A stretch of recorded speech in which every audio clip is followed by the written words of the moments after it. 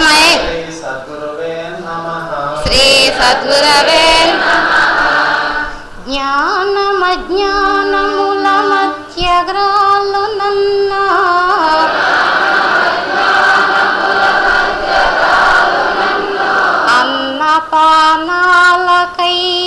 అన్నపానాలకయ్యంగలార్చు నన్న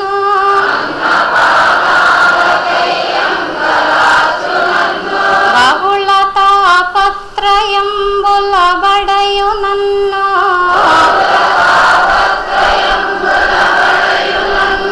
దుఃఖ చిది కిందనంబునై దొరలు నన్న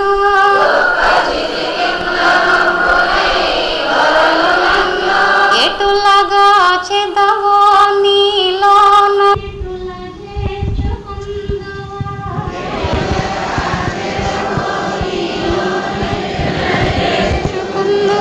దేవా నేను నీ అందే భారమాని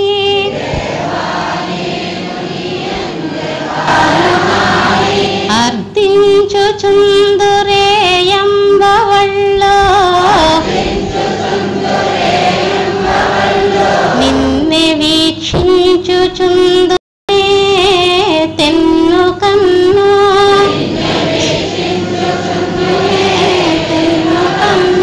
మలపి చూచిన నీ రూపే తెలియచుండు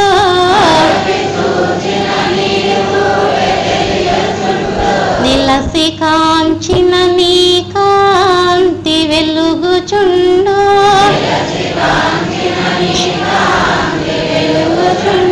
పిలచి చూచిన నీ పేరే పలుకుచుండు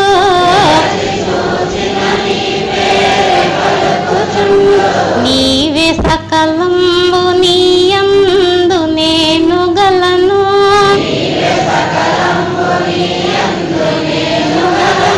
వెడల జాలని పాతాళ వీధులందు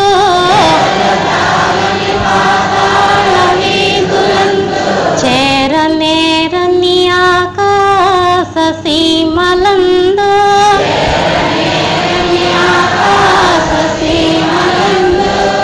ప్రాకనోపని జలధి గర్భములయందు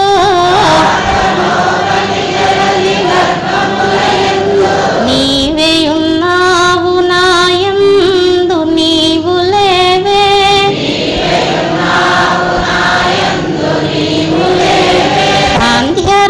సాంధ్యరాగంబులందు నుషస్సులందు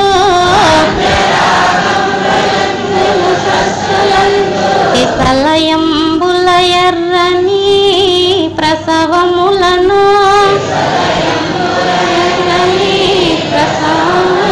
సానువుల బారెడు నది సలిలమందు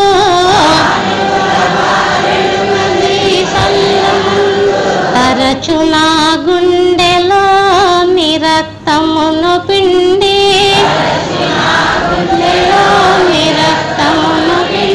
పూత పూసితి వాలేద పొడమి నన్ను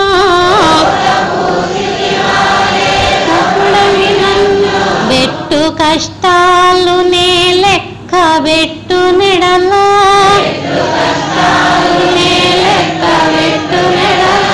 ఏది విశ్రాంతి నీ ధ్యానమే సమాధి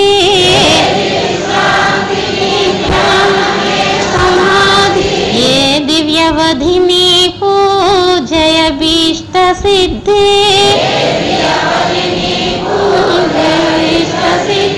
వేరు గచ్చంతరము లేదు వెదుకరాదు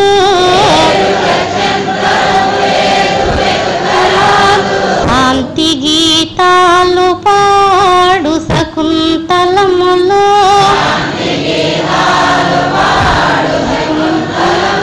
ప్రకృతి సతి రెక్కలను తలంబ్రాలు జల్లు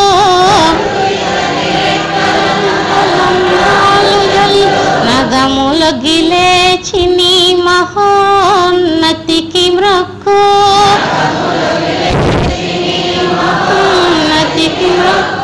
ఎల్ల లోకాలు నీ ఇండులేను నీదు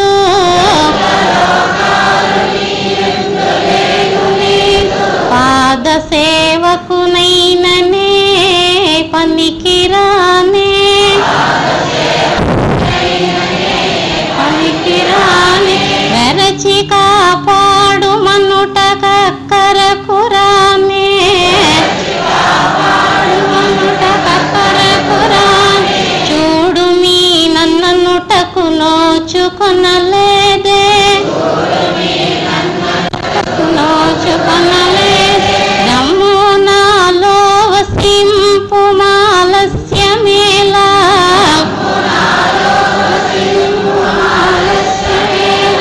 రమ్ము నా ఎట్ట ఎదుటకు హ్యమ్ములేలా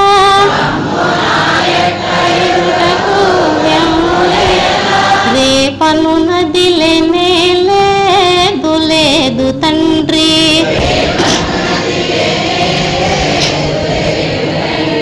ఓం ఈశ్వర నీవు అనంతుడవు అనుపమానుడవు ఆకాశము వలె నిండి గాలి వలె వ్యాపించి భూమి వలె చరాచర భూతకోటిని మోయిచున్నాడవు సూర్యుని వలె జగజ్జాలములను వెలిగించుచున్నాడు నీకంటే ఘనులు గాని పూజ్యులు గాని పవిత్రులు గాని ఎవ్వరునూ లేరు ఓ స్వామి నీ మహిమ నీ శక్తి నీ వైశాల్యము నీ లోతు నీ సర్వజ్ఞత్వము తెలిసిన వారెవ్వరునూ లేరు నీవు సృష్టి స్థితి లయములకు మూలమై జ్ఞాన అజ్ఞానములు కలిమిలేములు ఘనాధికములు బంధమోక్షములకు అతీతమైన నీ నిజ తేజము ఎల్ల మానవ జీవకోటికి ఆధారభూతమై ప్రకాశించుచున్నది ఓ స్వామి నిన్ను నమ్మిన వారు నశించరు నిన్ను ధ్యానించు వారికి దుఃఖములు లేవు నిన్ను మనస్సులో నుంచి వారికి భయము లేదు మేము పామరులము దీనులము నీవే దిక్కని నమ్మి ఉన్న భక్తులము మా భారము కరుణదారిని వలె నీపై వేసుకొని మమ్ము మాయయందునో పాపముల యందునో హింసల యందునో కోనీయక నీ తత్ప్రతిపాదకంబైన మహావిశ్వమునందు సర్వదా నిలిపి నీ దయయను సర్వస్వేచ్ఛనమున మమ్ము పునరుద్ధరించి మా కష్టములను తీర్చి మా అజ్ఞానమనే చీకటిని తొలగించి మా పొరపాట్లు మన్నించి మమ్మన్ని విధాలా కాపాడి సంరక్షింపుము తండ్రి నీవు కరుణాళుడవు దయాళుడవు దీన రక్షకుడవు దేవాది దేవుడవు సచ్చిదానంద స్వరూపుడవు ఈశ్వరుడవు నీకు మా నమస్సులగునుగాక నమస్తే నమస్తే నమస్తే నమః సహస్రశీర్షం దేవం విశ్వాక్షం విశ్వసంభవం విశ్వం హుసేనిషా సద్గురం దేవమక్షరం పరమం పదం విశ్వతః పరమానిత్యం విశ్వం హుసేనిషా సద్గురుం హరిం విశ్వమేవేదం పురుషా సద్విశ్వముపజీపతి పతిం విశ్వా తస్మై స్వరగం శాశ్వతగం శివమచ్యుతం హుసేనిషా సద్గురు మహాజ్ఞేయం విశ్వాత్మానం పరాయణం హుసేనిషా సద్గురు పరం జ్యోతిరాత్మా హుసేనిషా సద్గురు పరః హుసేనిషా సద్గురు పరం బ్రహ్మతత్వం హుసేనిషా సద్గురు పరః హుసేనిషా సద్గురు పరో ధ్యాత ధ్యానం హుసేనిషా సద్గురు పరః యచ్చకించి జగత్ సర్వం సతే శ్రూయతే పివా అంతర్బహిశ్చ తత్సర్వం వ్యాప్యం హుసేనిషా సద్గురు స్థితః అనంతమవ్యయం కవిగం సముద్రేంతం విశ్వసంభవం పద్మకోశ ప్రతీకాసగ హృదయ చాప్యదో ముఖః అదో నిష్ఠా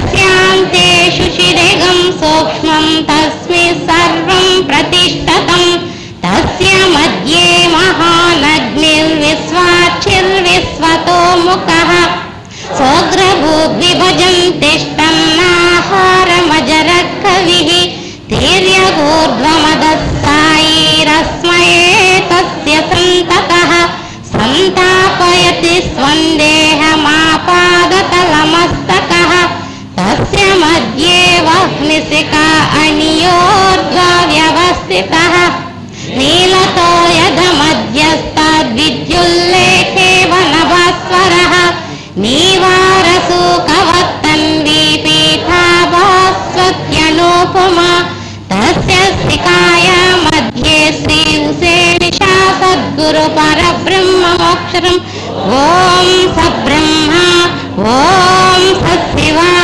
ॐ सहरिच्छेन्द्र श्री उसेनिशा सद्गुरु परब्रह्ममोक्षरं परमेश्वरात् राजाधिराजाय प्रसह्य साहिने नमो वयं वै श्रवणाय कुर्महे समे कामान् कामकामाय मह्यं कामेश्वरो वै श्रवणो ददातु कुबेराय वै श्रवणाय महाराजाय नमः ॐ तद्ब्रह्मा ॐ तद्वायुः ॐ तदात्मा ॐ तत्सत्यम् ॐ तत्सर्वम् ॐ तत्पुरो नमः अन्तश्चरति भूतेषु गुहायां विश्वमूर्तिषु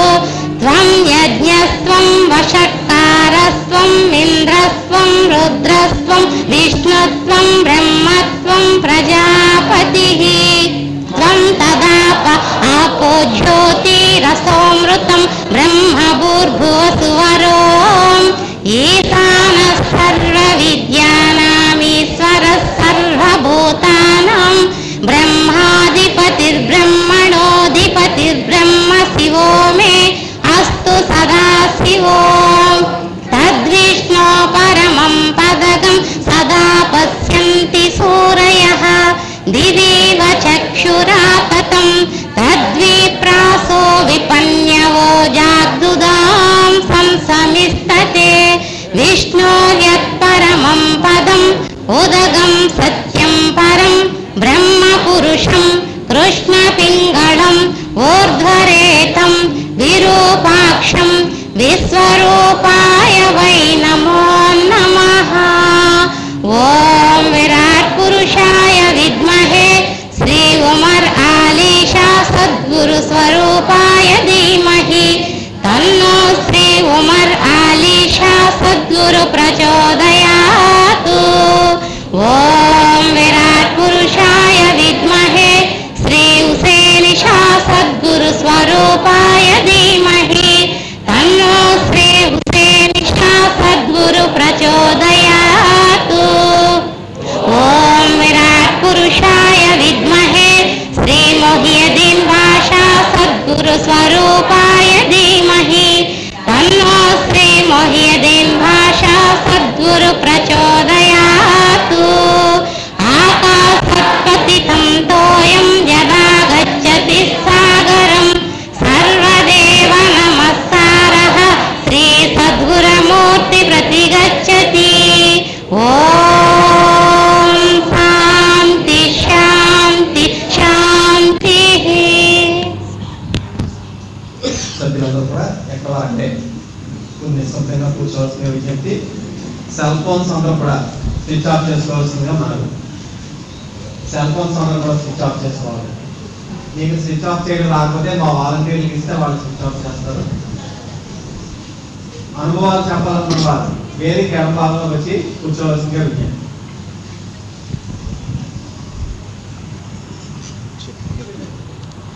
మాయ నిజము అది మేము కంటిమి జోడు ఎందు దాగియుంటివి ఓ స్వామి దేవా ఓ స్వామి దేవా మాయ మాయ నిజము అది మేము కంటిమి చూడు ఎందు దాగి ఉంటివి ఓ స్వామి దేవా ఓ స్వామి దేవా న్యాయము పారజోడగ నీవు న్యాయము పారజోడగ నీవు ఎందు యుగము చూస్తివి ఓ స్వామి దేవా ఓ స్వామి దేవా మాయ నిజము అది మేము కంటిమి చూడు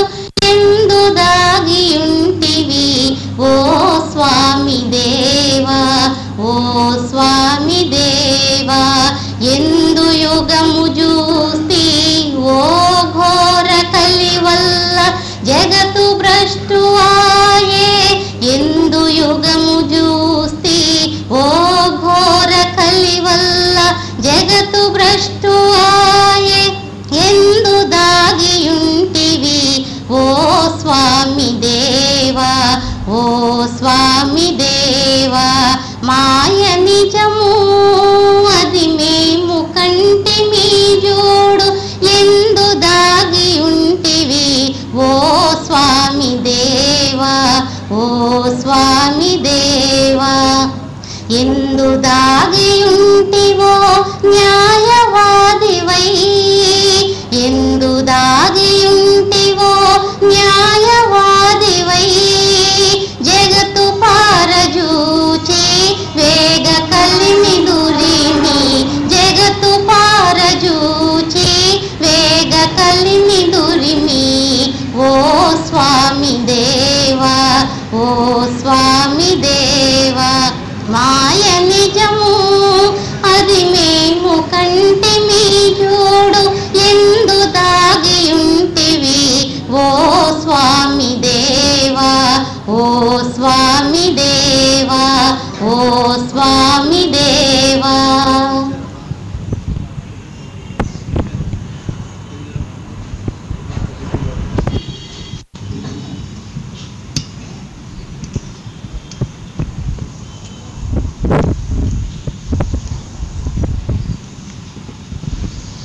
శ్రీ శ్రీ శ్రీ విశ్వ విజ్ఞాన విద్య ఆధ్యాత్మిక చక్రవర్తులకు సాష్టాంగ నమస్కారములు. గురువారం సభా కార్యక్రమాన్ని ప్రత్యక్షంగాను పరోక్షంగాను వీక్షిస్తున్నటువంటి 50 మందికి కూడా నమస్కారం. ఈనాటి కార్యక్రమంలో ముందుగా శ్రీ సత్యనారాయణ మాస్టర్ సభను ఉద్దేశించి ప్రసంగించవలసిందిగా మనవి. అందరూ కూడా అమ్మ చిన్న మనవి, మీరు సెల్ ఫోన్స్ అందరూ కూడా పూజా మందిరం లోపలికి ఎంటర్ అయ్యేటప్పుడే స్విచ్ ఆఫ్ చేసుకోవాలి. ఎవరిదైనా సరే పూజా మందిరం లోపలికి ఎంటర్ అయిన తర్వాత ఆ ఫోన్ మోగడం కానీ జరిగిందంటే మాత్రం వాళ్ళని వెంటనే బయట పంపించేయడం జరుగుతుంది. మరి అటువంటి విధానంలో కాకుండా ప్రతి ఒక్కరు కూడా మీ యొక్క సెల్ ఫోన్స్ని కరెక్ట్గా గేటు పూజా మందిరం గేటు దాటి లోపలికి వస్తున్నారు అంటే మాత్రం ప్రతి ఒక్కరు కూడా మీ యొక్క ఫోన్స్ని స్విచ్ ఆఫ్ చేసుకునే రండి. ఒకవేళ మీకు స్విచ్ ఆఫ్ చేసుకోవడం రాకపోతే అక్కడ భోజనశాలలో మన వాలంటీర్స్ ఉన్నారు. ఆ వాలంటీర్స్ మీరు అడిగినట్లయితే ఏ విధంగా స్విచ్ ఆఫ్ చేయాలో చెప్తారు. అంచేత దయచేసి ఒకసారి అందరూ చెక్ చేసుకోండి. సెల్ ఫోన్స్ ఎవరికి కూడా మోగకూడదు. ఈ వారమే కాదు ప్రతి వారం కూడా ఈ గేట్ దాటి లోపలికి వచ్చిన తర్వాత ఎవరి సెల్ ఫోన్ కూడా మోగడానికి వీల్లేదు. దయచేసి అందరూ కూడా ఈ యొక్క ఆజ్ఞని పాటించవలసిందిగా మనం.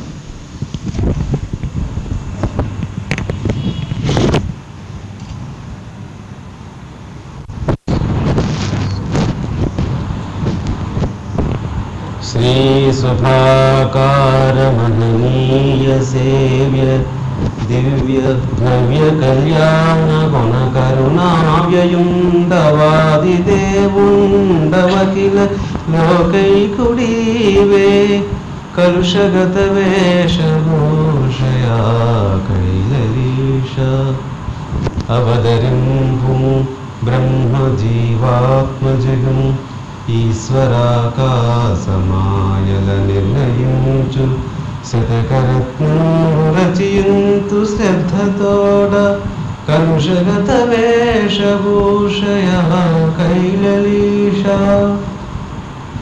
శ్రీ శ్రీ శ్రీ శ్రీ విశ్వ విజ్ఞాన విద్య ఆధ్యాత్మిక సద్గురు సార్వభౌములకు నా హృదయపూర్వక సాష్టాంగ నమస్కారములు. సభ్యులకు నమస్కారం.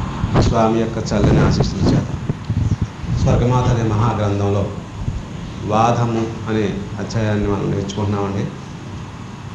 అందులో జీవుడను వాడు కలిగిన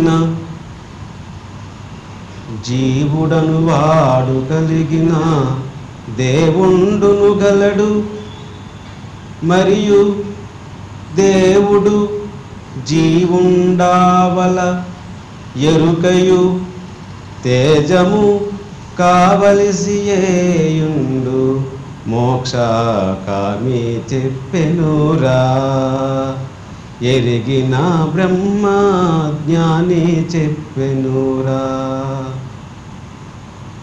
సామూనకై భూమి నోమూలకైలేమా, కామూనకై జడు కావలసియుండునని నిష్కామి చెప్పెనురా. స్వామి కన్నార్థంలో ఏం చెప్తారంటే, జీవుడు అనేవాడు ఉన్నట్లయితే దేవుణ్ణును గలడు. అంటే జీవుడికి దేవునికి అవినాభావ సంబంధం ఉంది. జీవుడు లేకపోతే జీవుడు లేడు. అంటే దేవుణ్ణి తెలుసుకునేవాడు జీవుడు, గ్రహించేవాడు. జీవుడు అనేవాడు ఉన్నట్లయితే భగవంతుడు ఉన్నాడని చెప్తున్నారు స్వామి. అంటే గతంలో ఈ నాస్తికవాదులు భగవంతుడు అనేవాడు లేడు, ఇదంతా ఒట్టిదని చెప్పేసి వాదిస్తున్నారు. కాబట్టి ఒక్క సాదృశ్యమైనటువంటి నమ్మడానికి వీలైన విధానంలో స్వామి చక్కగా ఈ కందార్థంలో చెప్తున్నారండి. జీవుడు అనేవాడు ఉన్నాడనే విషయం మన అందరికీ తెలుస్తుంది, ఎల్లవారికి నాస్తికుడు కూడా తెలుస్తుంది. కాబట్టి దాన్ని ఆధారంగా చేసుకుని ఏం చెప్తున్నారంటే స్వామి, జీవుడనేవాడు కలిగిన దేవుండును గలడు. అసలు జీవుడు అనేవాడు ఎలా ఉన్నాడు ఒకసారి మనం పరిశీలన చేద్దాం. దీపముకు వేడి వెలుగులు స్థిరములైన వెలుగ వ్యాపించి గృహమున వెలుగునట్లు ఆత్మ చైతన్యమగుచు దేహమున నుండు. అంటే దీపం ఉందనుకోండి, దానికి వేడి ఉంటుంది, వెలుతురు ఉంటుంది. ఈ రెండు ఉన్నప్పుడు కూడా వేడి కంటే వెలుగే వ్యాపిస్తుంది. ఆ వేడి కొంత పరిధి మాత్రమే దాని యొక్క ఉష్ణం అనేది కలిగి ఉంటుంది.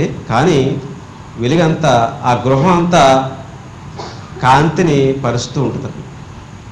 ఏ విధంగా అయితే ఆ దీపం కాంతిని గృహం అంతా పరిచిందో, ఆ విధంగానే ఆత్మ చైతన్య స్వరూపుడై దేహం అంతా ఆపాదమస్తకము అంటే శిరస్సు దగ్గర నుంచి కాలి గోరి వరకు కూడా నిండి ఉన్నాడు సుమా. చైతన్య స్వరూపుడై చైతన్యమగుచు. చైతన్యం అంటే చైతన్యం అనగా జీవుడు అన్నారు స్వామి. చైతన్యం అంటేనే జీవుడు. చైతన్యం అంటే ఏంటి? కదలికండి. మనలో స్థానువుగా ఎవరు ఉండడం లేదు. మనమే కాదు, దేహాన్ని ధరించినటువంటి ప్రతి జీవి కూడా చైతన్యంగానే ఉంది, మనకు తెలుస్తూనే ఉంది. కాబట్టి చైతన్యమే ఆత్మస్వరూపం అని ఆత్మసారం అటండి. చైతన్యమే ఆత్మసారం, ఆత్మస్వరూప సారం అని చెప్పారు. మరి ఈ చైతన్యం అనేది ఏ విధంగా ఉందంటే, దాన్ని మనం మన కళ్ళు చూడండి, కళ్ళతో మనం పరిశీలించినట్లయితే ప్రతీది కూడా కదులుతూనే ఉంటుంది, ఎక్కడ స్థానువుగా ఉండడం లేదు, నిశ్చలంగా ఉండడం లేదు. మరి ఈ విశ్వంలో ఈ జీవస్వరూపాన్ని ధరించినటువంటి ఈ జీవులన్నీ కూడా ఈశ్వరుని యొక్క స్వరూపాలే అని చెప్తున్నారు స్వామి.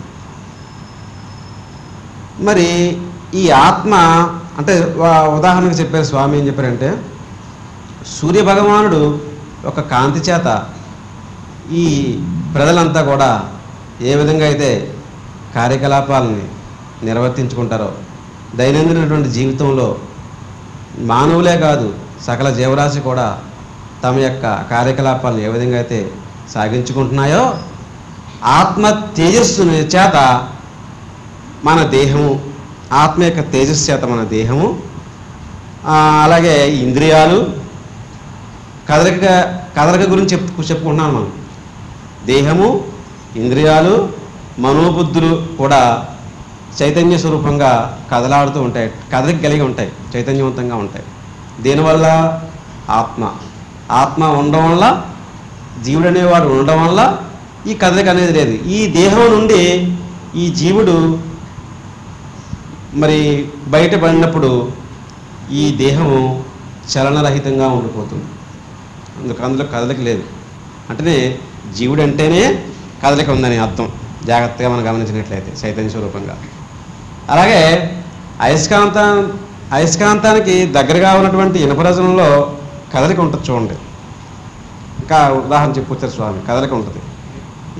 ఏ విధంగా అయితే అయస్కాంతానికి దగ్గరగా ఉన్నటువంటి ఇనుపరజనంలో చైతన్యం ఉంటుందో, కదలిక ఉంటుందో, ఆ విధంగానే ఆత్మ చైతన్యం చేత ఈ ఇంద్రియాలన్నీ కూడా కదులుతూ ఉంటాయి. ఆ కదలికే చైతన్య స్వరూపంగా దాన్ని ఆధారంగా చేసుకునే జీవుడు అనేవాడు ప్రతి దేహంలోనూ కూడా నిండి ఉన్నాడనేటువంటి విషయాన్ని మనకి తెలియపరుస్తున్నారు స్వామి. మరి ఈ జీవుడు అనేవాడు ఉన్నట్లయితే దేవుండును గలడు అని చెప్తున్నారు స్వామి. ఎలాగట? ఈ ఇంద్రియ శక్తులు, మనం ఇప్పుడు చెప్పుకున్నటువంటి ఇంద్రియాలు అని చెప్పుకున్నాం కదా, ఈ ఇంద్రియ శక్తులు ప్రాణశక్తులు కలిగినటువంటి ఈ జీవులన్నీ ఏకం చేస్తారంటండి. అన్నీ ఒక చోట ప్రోధి చేస్తే అది విశ్వరూపమైనటువంటి పరమేశ్వరుని యొక్క స్వరూపం అని చెప్తున్నారు. అదే దేవుడు అని చెప్తున్నారు. ఇంకా వివరంగా ఏం చెప్తున్నారంటే స్వామి పరమేశ్వరుడి గురించి, అంటే జీవుడు అనేవాడు ఉన్నట్లయితే దేవుడు అనేవాడు ఉన్నాడు సుమా, అది గమనించండి అని. ఇప్పుడు వెలుతురు తర్వాత చీకటి ఎలా ఉంది? అవినాభావ సంబంధం చూడండి. అదేవిధంగా స్వామి ఏం చెప్తారంటే జగమంతయు భగవంతుడే అని చెప్తున్నారు. ఒక్క మాటలో జగత్తంతా భగవంతుడే అంటండి. ఒక మాట స్వామి చెప్తున్నారు. భగవంతునకు ఇతరమగు వస్తువు కన నిట్లగును. అంటే భగవంతుడికి వేరుగా ఉన్నటువంటి వస్తువు చూడడం ఎట్లా సాధ్యం అవుతుంది అని అడుగుతున్నారు స్వామి.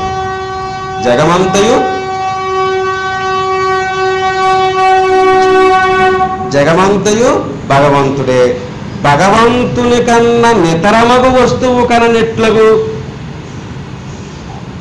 అన్నీ నిండినప్పుడు సమస్తము ఆయన నిండి ఉన్నాడట. పరమేశ్వరుడు సమస్తం నిండి ఉన్నప్పుడు ఇక్కడే ఉన్నాడు పరమాత్మ, ఈయనే పరమాత్మ అని చెప్పడానికి దారి లేదటండి. గగనంబులు సింపు చూడ గానారాడోయి, దేవుని రూపు తానే తానోయి. ఆ దేవుని యొక్క స్వరూపం నీలోనే నిండి ఉంది సుమా. కాబట్టి జీవుడనేవాడు కలిగిన దేవుండును గలడు. ఇక ఈ రెండు తర్వాత ఈ దేవుడు జీవుండావల తర్వాత ఈ జీవుడికి తర్వాత ఏం కావాలటండి? ఎరుకయు జీవుండావల ఎరుకయు తేజము కావలసియేయుండు మోక్ష కామి చెప్పెనురా. మరి జీవుడు ఉన్నాడు కాబట్టి దేవుడు ఉన్నాడు. మరి ఎరుకేంటి అంటే ఎరుక అంటే అర్థం ఏంటంటే తెలుసుకోవడం. తండ్రిని ఆ శిశువుకి ఎరుకపరుస్తుంది, నాన్న అని చెప్పేసి, తండ్రి అని చెప్పేసి. అంటే గుర్తు అనమాట, ఎరుక, తెలివి మనకి. అలాగే పరమాత్మ తెలుసుకోవడానికి జీవుడు పరమాత్మని గ్రహించడానికి దేని ద్వారా గ్రహిస్తామంటే మనలో ఎరుక అనేది సద్గురువు మనలో ప్రవేశపెడతారటండి. ఎరుక అదే మేధస్సు చేత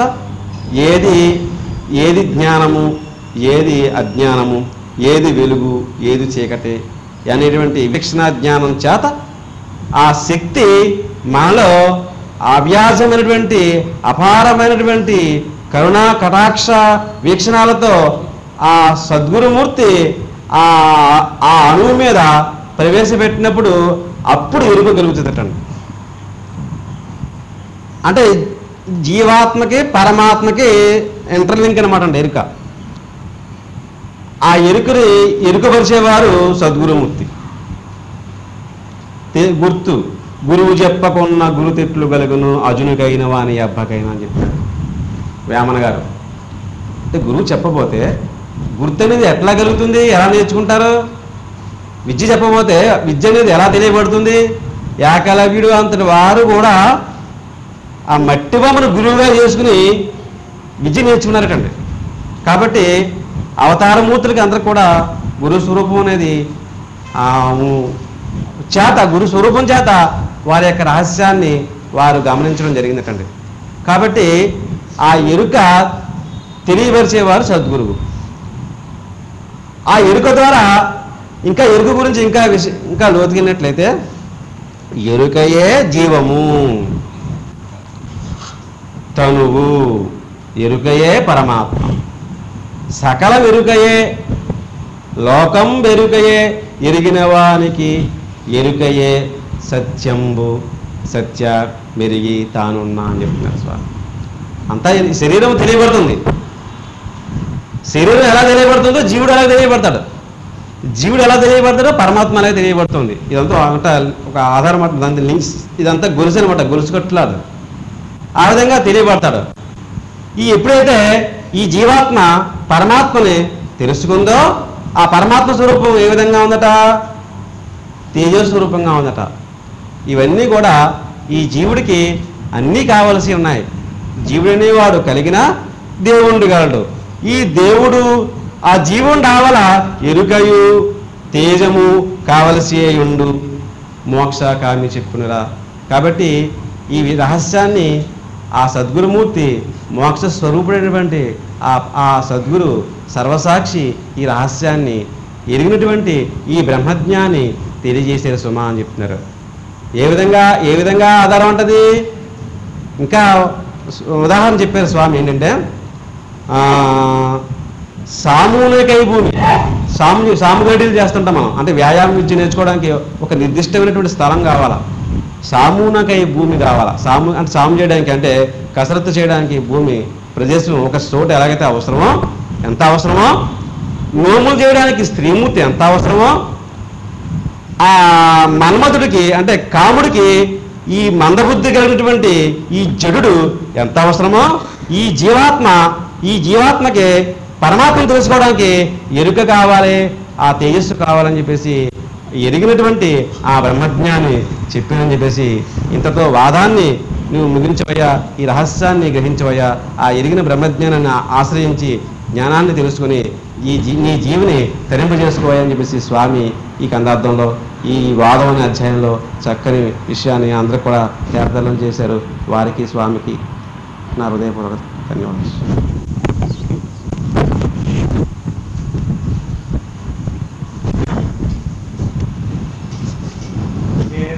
మనస్సు ఆత్మల్లో ఈ ఆత్మ అనేటువంటి చైతన్యవంతం అవ్వాలి, అది ఈశ్వర తత్వస్వరూపంలో లేను అవ్వాలంటే సద్గురువు యొక్క కృపా కటాక్ష వీక్షణాల ద్వారా, ఎరుక ద్వారా ఏది జ్ఞానము, ఏది అజ్ఞానము, ఏది భ్రాంతి, ఏది ఈశ్వర శక్తి అనేటువంటి సద్గురువు యొక్క కృపా కటాక్ష వీక్షణాల వల్ల మాత్రమే ఆ యొక్క మహోన్నతమైనటువంటి తేజస్సులో ఏమవుతామని చెప్పి ఈశ్వర రహస్యాలు అనేటువంటి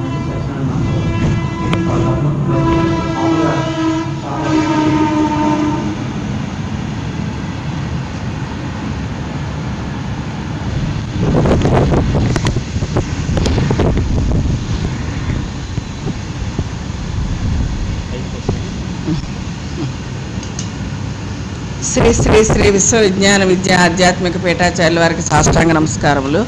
సభా సభ్యులందరికీ నా హృదయపూర్వక నమస్కారములు. ఈరోజు శాతత్వంలో మనం వాక్కు అనే విషయం మీద స్వామి మనకి ఏం సెలవిచ్చారో తెలుసుకుందాం అండి. స్వామి మనకి వాక్ అనే చాప్టర్లో మనకి ఏం తెలియచెప్తున్నారు అంటే, ఈ వాక్ అనే దానిని మనం భౌతిక ప్రపంచంలో ప్రాపంచిక విషయాల్లో చాలా తేలికగా దానిని జారవిడడం అనేటువంటి జరుగుతుంది. అయితే మనం నిజం తెలుసుకున్నట్లయితే ఈ వాక్ అనేది కూడా ఈశ్వర సంభూతమైనది, రసస్వరూపమైనది, అభౌతికమైనది అనేటువంటి విషయం మనకి తెలుస్తుందటండి. అయితే ఈ వాక్ ఈ సృష్టిలో ఎలా ఉందటండి? ధ్వని రూపంలో ఉంది. ఈ ధ్వని అనేది సృష్టి అంతా నిండి ఉన్నది. ఆ ధ్వని వాక్కుగా పరిణామం చెందటం జరిగింది. అయితే ఈ స్థావర జంగమాత్మకమైనటువంటి ప్రతి అణువులోనూ కూడా ఈ సృష్టిలో ఈ ధ్వని అనేది అంతర్లీనంగా ఉందని స్వామి మనకు చెప్తున్నారు. అయితే క్రిమికీటకాదుల్లోనూ ధ్వని ఉంది. అయితే అది మనకు గ్రాహ్యం కాకపోవచ్చు. అదేవిధంగా పశుపక్షాదుల్లోనూ, చెట్లు చేమల్లోనూ, అన్నిటల్లోనూ కూడా అంతర్లీనంగా ధ్వని అనేది ఉన్నదని స్వామి మనకి చెప్పడం జరుగుతుంది. అయితే దీనికి మనకు ఉదాహరణగా స్వామి ఏం చెప్తున్నారంటే, మనకి ఆవు అంబ అని పిలిచినప్పుడు దూడ తన దగ్గరికి వెళ్ళడం అనేది మనం చూస్తున్నాం. అదేవిధంగా పిల్లల కోడి ఆహారాన్ని సమకూర్చుకున్నప్పుడు తన పిల్లల్ని దగ్గరికి పిలుచుకోవడం మనం చూస్తున్నాం ధ్వని ద్వారా. అదేవిధంగా గ్రద్ద వెళ్తున్నప్పుడు భయం కొలిగే విధంగా వాళ్ళకి జాగ్రత్త రక్షణ చెప్పే విధంగా కూడా ధ్వని మనం చూడటం జరుగుతుంది. అదేవిధంగా కోడి కుక్కరుకు అన్నప్పుడు కూడా మనకి ఆ ధ్వని తెలుస్తుంది. అంటే క్రిమికీటకాదుల్లోనూ, పశుపక్షాదుల్లోనూ, చెట్లు చేమల్లోనూ, అన్నిటిల్లోనూ కూడా ఈ సృష్టి అంతా ధ్వని అనేది అంతర్లీనంగా ఉంది. అయితే మానవ వ్యక్తిత్వానికి వచ్చేసరికి ధ్వని ఏమైందనమాట? వాక్కుగా పరిణామం చెందింది. అది మొట్టమొదట మానవుడు సైగలతోటి, సౌంజ్ఞలతో మొదలుపెట్టి అది గీత వక్రించి వర్ణంగా మారి వాంగ్మయంగా మారిందటండి.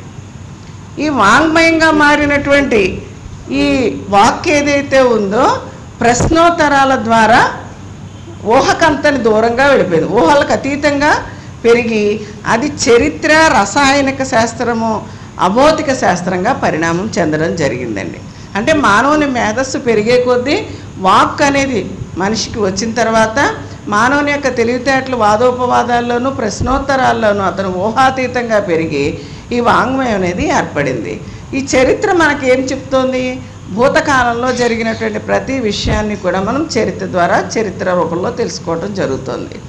అదే రసాయనిక శాస్త్రం అనేసరికి ఇది సైన్స్ రూపంలో ప్రతి వస్తువులోనూ ఉన్నటువంటి నిగూఢమైన శక్తిని మనకి తెలియపరుస్తుంది. ఈ సైన్స్ అభివృద్ధి చెంది మానవ మేధస్సు పెరిగేసరికి ఏమవుతుంది?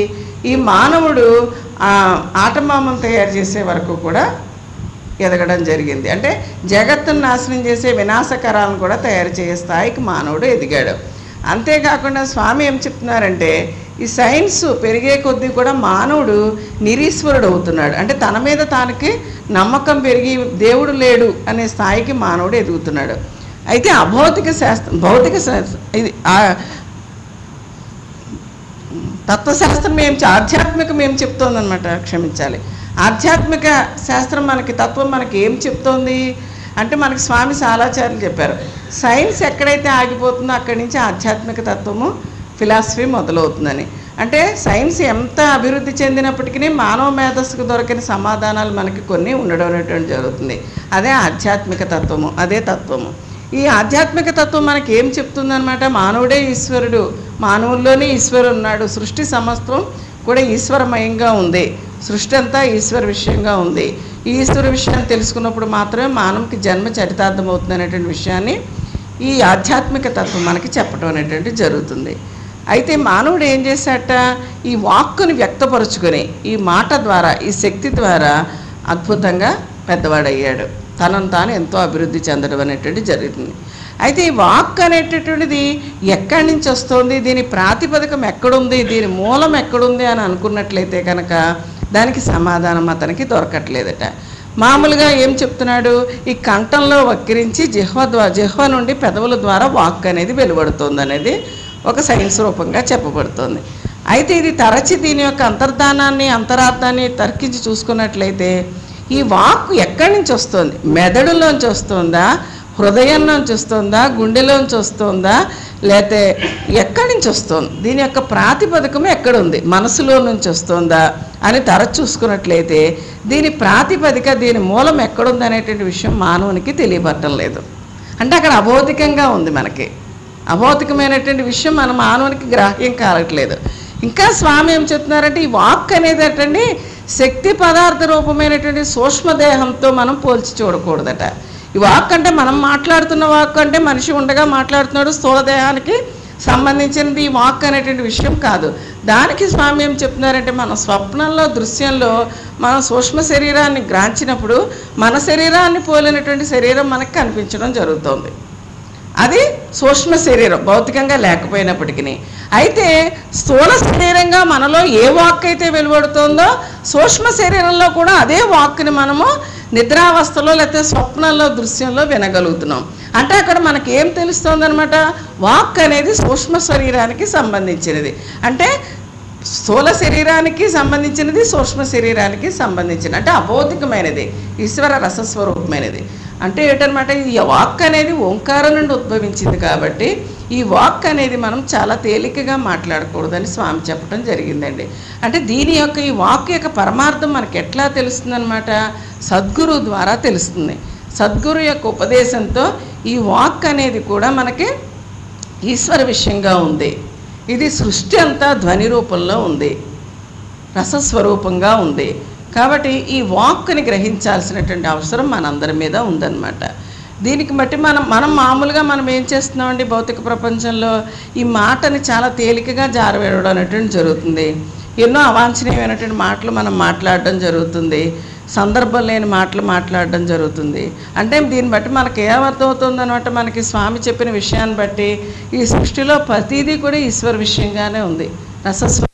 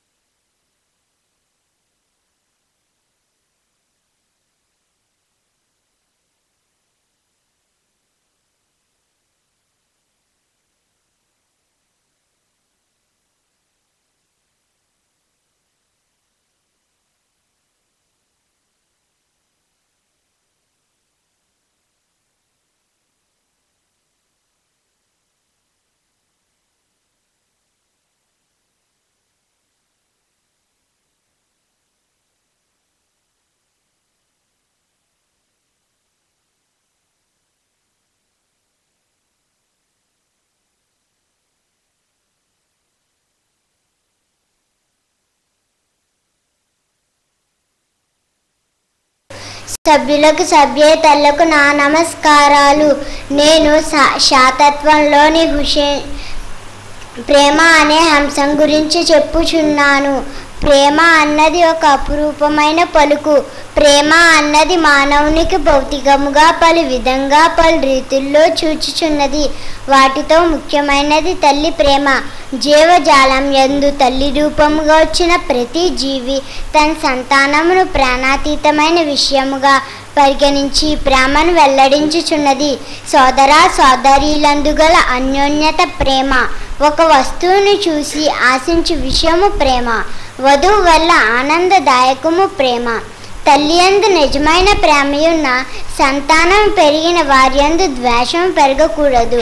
తండ్రి తన సంతానం చూసి ఆనందించుటే ప్రేమ అన్న తండ్రి తన సంతానం వ్యతిరేకించినప్పుడు వారి యందు కలుగు ఆక్రోశము క్రోధము నిర్దయ ఉండకూడదు. ప్రేమ అన్నది ఈశ్వర సంభూతమైన మహత్ తేజస్సు. ఎవరు గ్రహించి ఎదుటివారిని ఆ రీతిగా మార్చగలిగినప్పుడు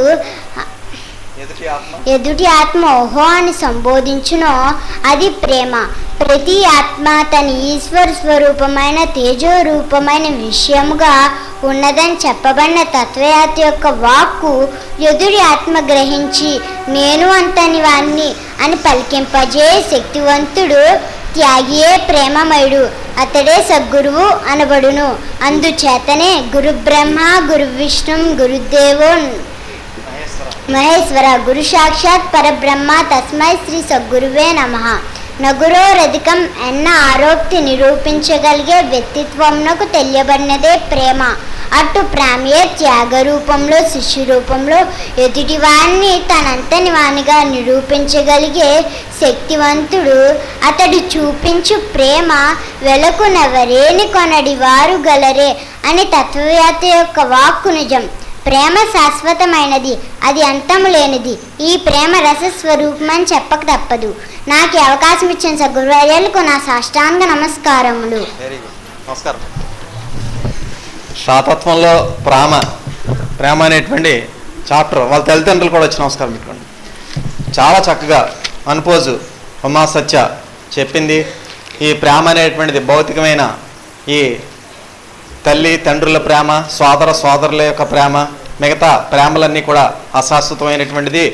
ఏదైతే సద్గురువు తనంతటి వాడిగా తయారు చేసి త్యాగరూపంలో ఆ యొక్క ఈశ్వర రసస్వరూప శక్తిని గ్రహింపజేస్తారో అదే యథార్థమైనటువంటి ప్రేమ అని చెప్పి చాలా చక్కగా చెప్పింది. అనుపోజ్ ఉమా సత్యకు సభతరపున అభినందనలు. పిల్లలందరూ కూడా మరి ఆ విధంగా తల్లిదండ్రులు తర్ఫీదు ఇచ్చినట్లయితే మంచి భావి భారత పౌరులుగా తయారవడానికి అవకాశం ఉంది. మరి ఆ విధంగా తయారవస్తుంది మనవి. ఇప్పుడు అనుభవాలు చెప్పాలనుకున్నవారు ఎవరున్నారు?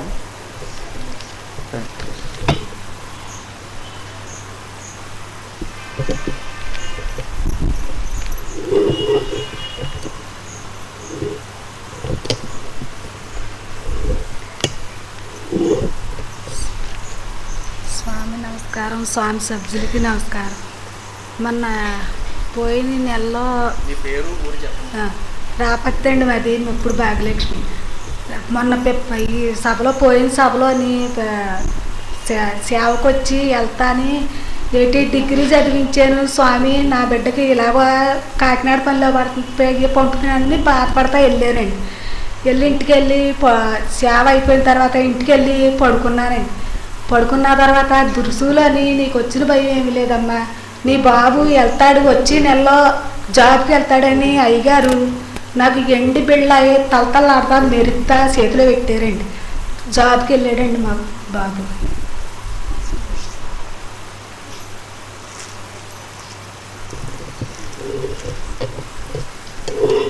ఇప్పుడే చెప్పారు వాక్కు యొక్క రహస్యం కోమల్ గారు. చేత సద్గురుమూర్తి యొక్క వాక్కు అటువంటి మహోన్నతమైన వాక్కు. ఆయన అవుతుంది అంటే అవుతుంది అంతే. మరి ఆ విధంగా వారి అబ్బాయికి ఉద్యోగం, ఇంకొకరికి పిల్లలు, ఇంకొకరికి ఆర్థిక బాధల నుంచి బయటపడేయడం, ఇంకొకరికి అనారోగ్యం నుంచి బయటపడేయడం, ఇవన్నీ కూడా స్వామి యొక్క ఆ ఈశ్వర సంభూతమైనటువంటి వాక్ స్వరూపం. అందుచేత ఆయన యొక్క ఆశీర్వాద రూపంలో ఉన్నటువంటి వాక్కు కోసం మనం తుది శ్వాస వరకు ఎదురు చూస్తూ ఉండాలి. ఎంతవరకు అండి? తుది శ్వాస వరకు. ఆ విధంగా ఎవరైతే నమ్మకంగా ఉండగలుగుతారో వారికే ఆ వాక్ రూపంలో స్వామి ఆశీర్వదించడం అనేది జరుగుతుందన్నమాట. కానీ మనం ఏంటంటే వచ్చిన వెంటనే మన కోరికలన్నీ తీరిపోవాలి. మరి ఆ విధంగా ఉండకూడదు. ఎవరైతే వేచి వేచి వేచి ఉంటారో ఆ స్వామి యొక్క వాక్కు కోసం అలా ఎదురు చూస్తుంటారో వాళ్ళకే ఆ రకమైనటువంటి ఆశీర్వాదం స్వామి ఇస్తారనమాట. ఇంకోరు ఎవరినో ఉన్నారమ్మా అనుభవం?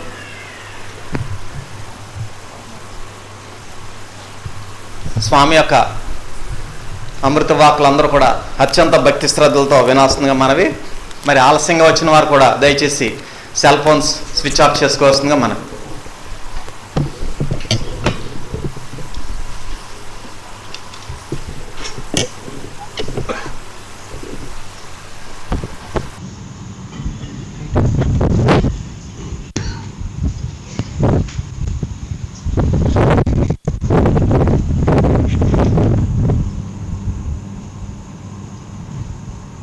శ్రీ విశ్వవిజ్ఞాన విద్యా ఆధ్యాత్మిక పీఠ సభ్యులకు సభ్యేతరులకు, ఈ కార్యక్రమాన్ని ప్రత్యక్షంగా పరోక్షంగా వీక్షిస్తున్నటువంటి సభ్యులకు నా హృదయపూర్వక మనస్సువాంజలు.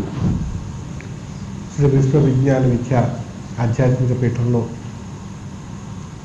ఉత్కృష్టమైనటువంటి జీవిగా పరిగణింపబడేటువంటి స్వరూపం మానవుడు అనేటువంటి విషయాన్ని మన యొక్క వేద వాంగ్మయంలోనూ ఇతర ధర్మ సంస్కృతుల్లోనూ కూడా మనం తెలియచేయటం జరిగింది. మరి మానవుడు అనేటువంటి రూపాన్ని మనం నిర్దిష్టంగా మనం ఆలోచించినట్లయితే యంత్ర కర్మాగారాన్ని మనం చూసినట్లయితే ఒక ఇండస్ట్రీని, అందులో అనేక రకాలైనటువంటి